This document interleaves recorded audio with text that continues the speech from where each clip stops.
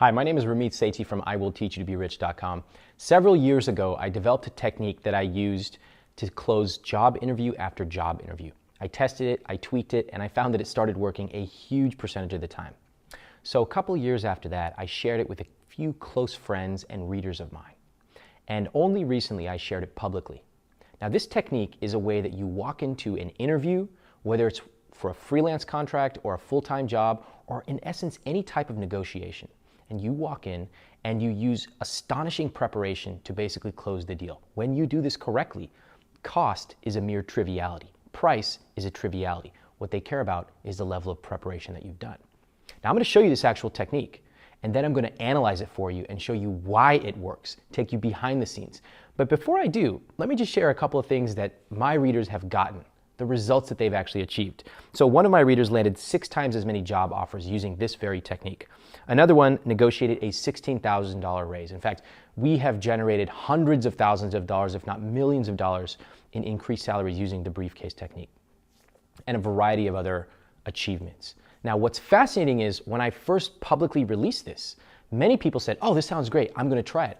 Other people said, "This is BS, Ramit. This is just marketing stuff." It works because we have documented hundreds and hundreds of testimonials of people using it and untold thousands of people who used it and didn't even submit a testimonial. So I'm going to show you this technique now, and then I'm going to show you why it works directly afterwards. Here is the briefcase technique.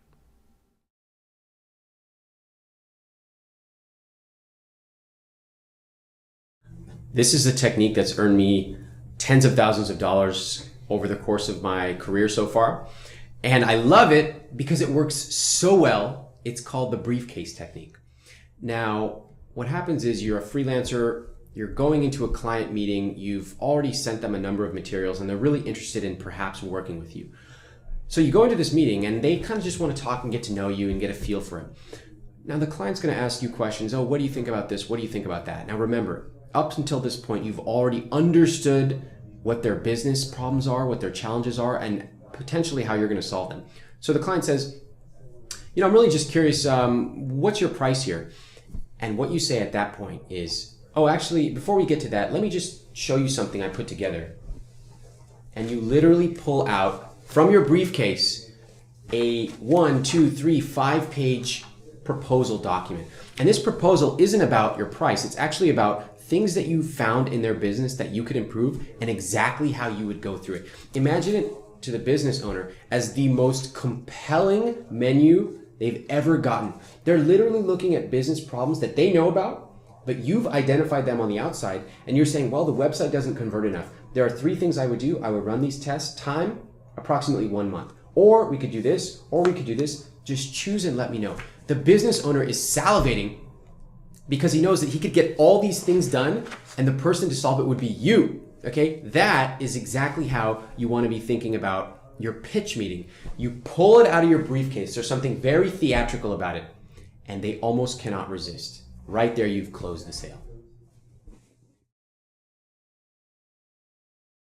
So what just happened there? The surface level is that, yes, you theatrically pulled out a piece of paper, and many people believe that it's simply that, or they look at it in a very insular sense and they say, "Oh, this only works for freelancing." No. What's really going on here? What's the theory behind it? What's going on here is an untold level of preparation so that when you go and negotiate with a busy person, all they have to do is say yes. Think about the mindset and mentality and psychology of a busy person.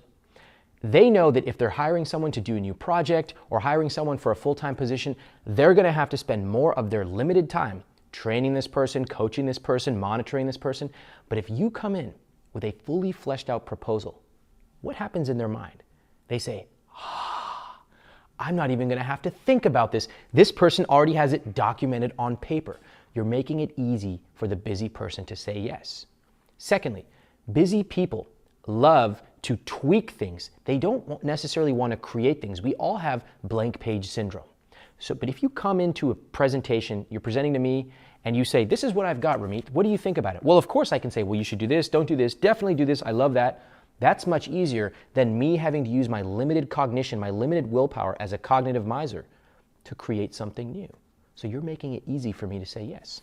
Now, what can you use the briefcase technique for?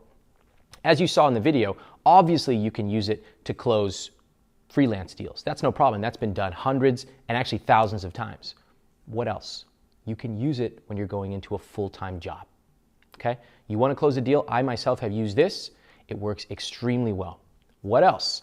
You can use it at your existing job to get more responsibility. You can use it at your existing job for a negotiation. You can say, here's what I've done. Here's a list of testimonials of what people have said about me, including you yourself, Mr. Boss.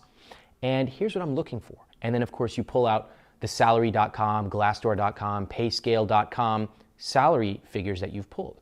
All of these have nothing to do simply with the piece of paper. What it shows is that you took the time in preparation before the meeting to actually come think about what it is you want to achieve, and you are able to accomplish it.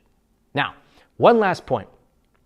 If you simply walk into a negotiation or a job interview, it's easy for the person to say, no, I don't think so, I don't think that'll work, or it's not a good fit. When you bring in your briefcase technique papers and preparation, all of a sudden it's not you arguing with that person, you're not adversarial at all, you're talking about the figures. You have changed the focus. You've framed the discussion to now talk about this. And by the way, who came up with this? You did. So you have now framed the discussion, and you control where it goes. That is the power of the briefcase technique. That is what you can do with it. That is what thousands of my students have done using the briefcase technique. Enjoy and use this technique with care because it is that powerful.